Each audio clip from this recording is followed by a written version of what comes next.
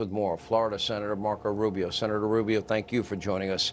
Senator, you believe, and you've not been wrong on any of this, you were the first to tell us that this invasion by Putin began. Thank you for informing us. But you think the possibility of Putin using chemical weapons is very real. Explain.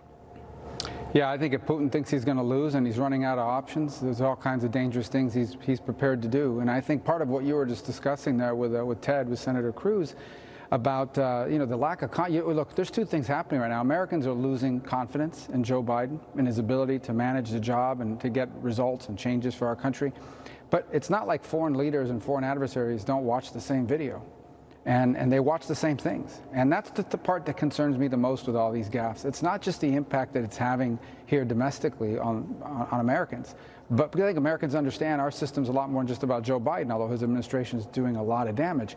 But our adversaries and our allies start to lose confidence in our country, and our adversaries start to wonder whether they can get away with certain things. And that's the part that really concerns me when it comes to Putin. Is I think he invaded because he didn't think Biden would do anything about it, and I think he's willing to do other things now potentially because of the same. Okay, so we've been showing these videos. We got entire cities leveled. You got innocent men, women, and children, obviously they're civilians, dead in the street. You got mass graves. Look at your screen. You can't see it probably, Senator, but we're putting it up on the screen now. Mass graves. You have entire cities now that are in rubble. It's been, just bombing on a level that we haven't seen like this, just indiscriminate bombing anybody.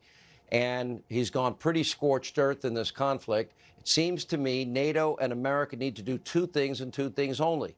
One is they need to get the weapons to Zelensky and the Ukrainians as fast as possible. They don't seem to have a sense of urgency.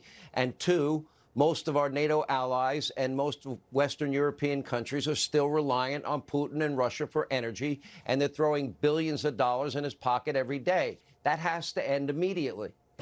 Yeah, that's absolutely right. On the energy front, they've allowed him to use it as leverage, as a weapon, and he still holds that over Europe's head, and in many ways over the head of the rest of the world, because if the European energy markets collapse, the whole world will feel the pinch from it.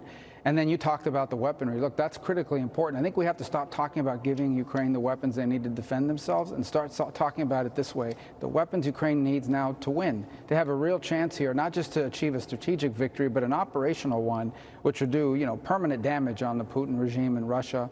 And for years to come, I think, send a very powerful message. I mean, you don't think China's watching this and saying, well, we really better think twice before going into Taiwan. We don't want to wind up the way the Russians did, with suffering the kind of damage. It's an important thing. They deserve the credit for fighting it. Why do I think that President Xi is seeing just the opposite?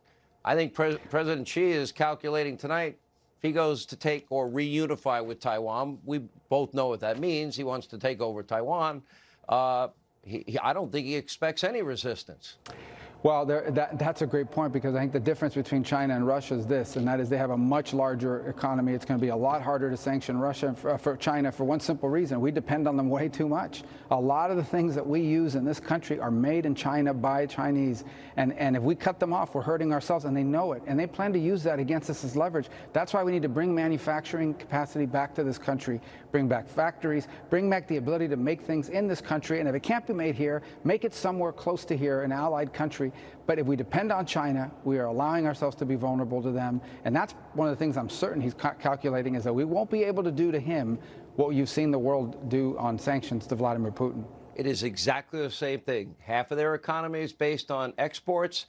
Half of Russia's economy is based on energy and oil. And as susceptible and vulnerable as Western Europe is on energy, we will be as susceptible with China. Senator, yeah, we're the Western Europe of China. You're right. You're right. 100%. And we should fix it right now. Absolutely. Anyway, thank you, Senator. All right, coming up.